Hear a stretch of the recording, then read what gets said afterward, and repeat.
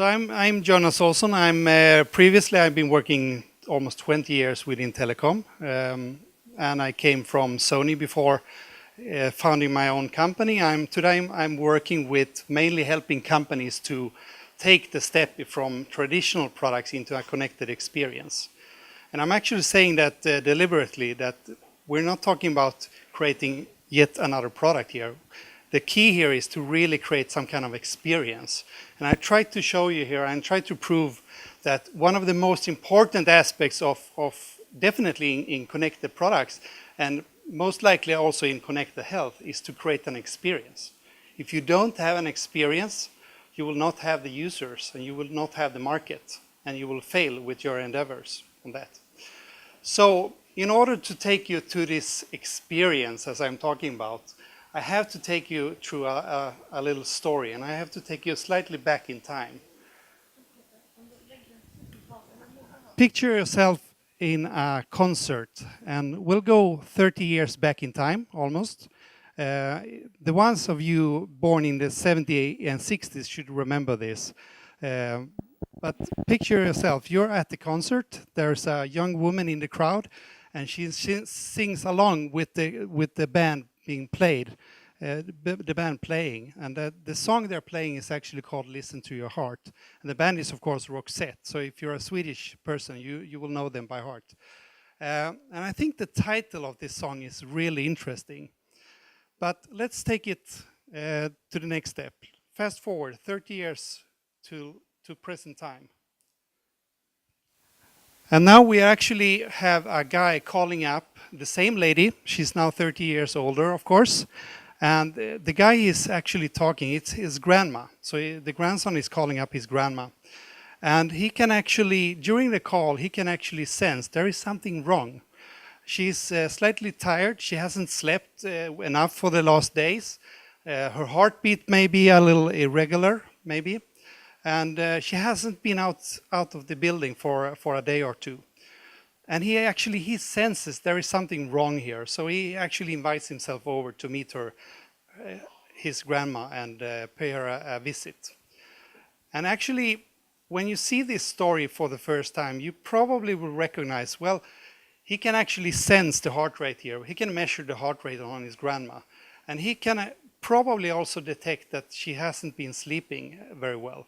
I think the point here is not that you're able to measure all these things. We can do marvelous things with technology today. But the important thing here, and I'm coming to that in a few minutes here, it's actually the context. So all this exchange of information is happening during a regular phone call. So we're not actually inventing something new. We're actually taking an existing behavior and we're just overlaying additional information like measuring heart rate on top of an existing context, an existing behavior that we already have today. So let's look at the big picture. So talking about technology, I love technology. We can do amazing things with technology, but sometimes we get a little blind by the technology. If we look at this picture, I'm not going to lecture you about technology itself, but just follow me here. So we have an individual. We are able to measure things about that person.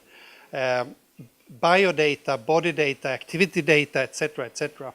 We're uploading the information to a service. We already had that marvelously explained by previous talkers here. We probably use some kind of recognition to detect what kind of activities is this person doing. We can do fancy machine learning to actually use the data we have from thousands of people and be even better to recognize that you're actually walking. You're walking in a certain way, you're swimming, you're sleeping. We can measure your sleep quality even by doing so. And we're using medical expertise or expertise in the area we're trying to solve to actually improve the information about what we measure even more. And we try to create some kind of model where we actually apply all this knowledge we have from research and from all the people we measure, and we try to apply that into models so we can use it over and over again. But now it actually gets a little tricky here, because suddenly then we put all the data, all the information, all the heartbeats we collect into a database somewhere. And we have some ideas about big data mining, etc. And then we output the information back to the consumer as insights. And we provide them with graphs, with numbers, with figures, fancy icons maybe. And to be honest, it's really hard to actually understand the information we're providing back. It's completely correct. The information we're telling the individuals, it's completely correct, but it's sometimes really hard for them to understand.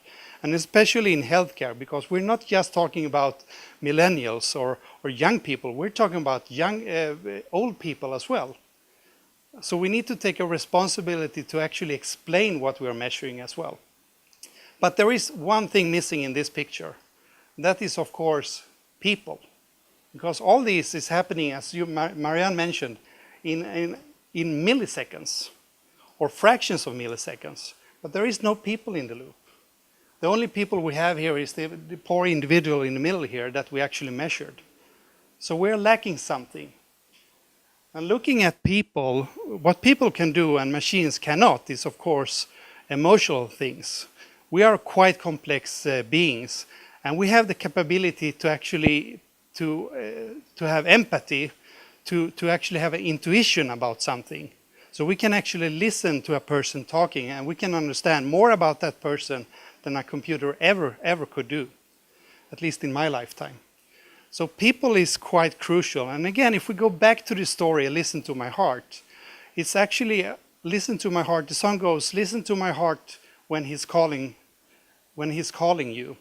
So it's actually about sharing data, not only to machines, but actually people to people. And if we blend in this mix together here, we take both the machine data, because it's still valid, it's still fantastic data we have, but we also involve people and their intuition. We have something new here. Another aspect is actually looking at the context again.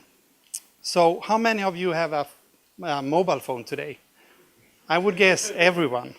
How many has a wearable device on them? Not so many, 3, 4, 5, 6 maybe. So I think this is one of the main challenges. Wearables are a blessing because it enables us to create this connected health and connected experience. But it's not mass market, and we have big challenges with wearables still today. Believe me, we've been working with it for so many years, and wearables are great, but they're complicated. They don't last long enough. You can use them for 3, 4 days maybe, and then the battery goes out. So we have challenges, but everyone has a mobile phone, and we're using them daily. And the reason why we're using mobile phones so often and so frequent is, of course, we're using them to communicate. We're talking with each other. With a wearable, we don't have that real need in the background. A wearable is kind of a dream we have, but we're not really there just yet. And maybe you've seen in the previous presentations about patches coming up and wearables getting smaller and slimmer and have better stamina. So eventually we will catch up and we will have great products that can help us. But today, if you want to reach mass market, wearables is not really there. But the phones are. And with a phone, you can do pretty much. So, for instance, this is the Listen to Your Heart app. It doesn't exist. It's just an idea, a concept. But I think the concept is interesting. Again, as I mentioned before, don't invent a new context. Look what you already have. People are calling each other. People are communicating with each other.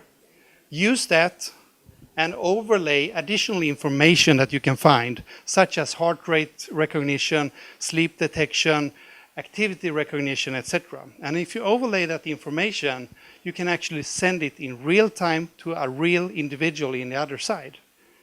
And that should make up for a much better attachment of this kind of services. So as an example, I'd like to show you one product I have here in my hand. This is actually an Asian product. And if you see here on the back side, you have actually a heart rate sensor on the back side. So it's a slightly mature product because you have to stick in your finger here. But anyway, it's actually, the interesting concept here is that you actually can put in your finger here and you could call someone. And by doing that, you're actually transmitting your heart rate in real time to that other person. So using that concept, by the way, this is quite affordable. This is about $50 for a phone with a heart rate reader. So there is no excuse that we could put this on every phone in reality. But this is just one example. So again, use existing context, a regular phone call, superimpose, overlay additional data like heart rate, sleep, etc. You call someone that actually cares about you, cares about your welfare, and you can share your information to that person. And the action of all this is that that person could actually help the elderly people to actually call up to the regular healthcare and get assistance if the heartbeat is too high in the end. So I'm just going to be very briefly on the business opportunities of this. Again, if you ask yourself the question, how much would you be willing to pay for your dad or mom when they get older for their well-being? I bet you would like to pay quite a lot for that, for the comfort of knowing that your elderly people are well taken care of. And the possibility that you can actually call up your mom or dad and see in the display of your own phone her vitals. Has she slept? Has she been out and walking? Has she, the heart rate, is it good enough, etc. Now, of course, you're not a practitioner, but you're a human being. And you can sense maybe there is something wrong. And then you can route that to a real person in the end that could, a medical practitioner that could help do the helping in the end. So finally, coming to the end, I think there is 3 messages I'm trying to convey here. I think there is a different perspective how you can approach connected health. You don't necessarily have to build it on fancy wearable devices. You don't have to have all the bits and pieces like practitioners and healthcare centers in place. You can actually start off by doing self-care. You can relate it to people and relations between people, and you can make it emotional. And you need to look at the big picture here in the end as well. And find the context. This is probably the most important. You can't invent a need. A need is either existing or not. Find the need, find the context, add your data on top of that, and you have a winning service in the end. So that's all. Thank you.